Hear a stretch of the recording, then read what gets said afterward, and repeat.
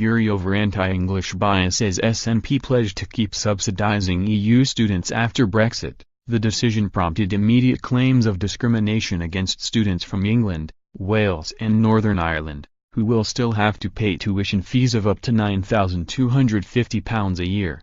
There was also anger over the plight of prospective Scottish students, who cannot always find a place at university as a result of the rise in the number of applications from other EU countries.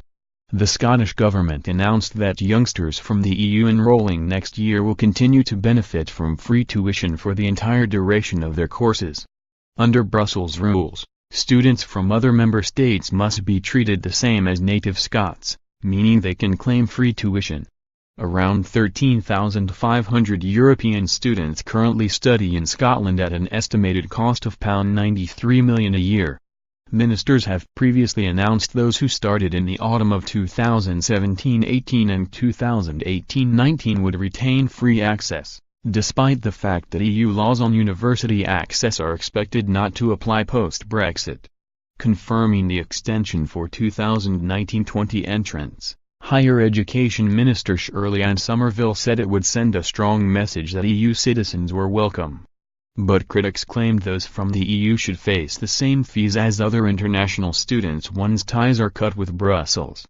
Tory Aberdeen South MP Ross Thompson, who campaigned for leave, said, "Post-Brexit, we have the opportunity to ensure the financial future and stability of our universities and ensure they are world-class and continue to compete across the globe. They continue to say they are facing a financial cliff edge and their long-term future is under threat unless changes are made. We should charge EU students the same as international students to make things fair and to leverage in funding for the great work around research and innovation they are involved in." If the SNP say, post-Brexit, they want to continue to provide free tuition to EU students, they need to explain why they will be paying for that when sometimes Scottish students cannot get places because of the structure. There is also something fundamentally discriminatory that English and Welsh students will have to pay for a university education when EU students get it free of charge.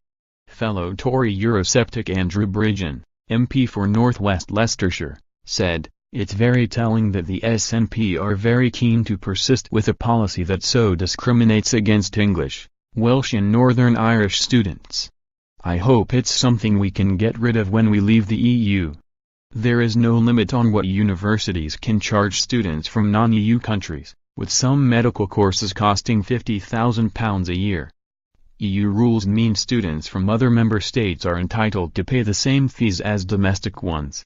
But as England, Wales and Northern Ireland are part of the same member state as Scotland, these do not apply." Somerville said the Scottish government had been clear since the Brexit vote it wanted prospective students from the EU to see Scotland as a place they wish to study, a place to live and a place they can call home.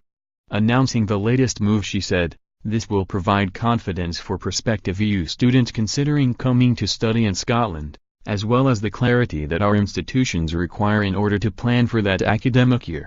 We are the first government in the UK to make such a commitment.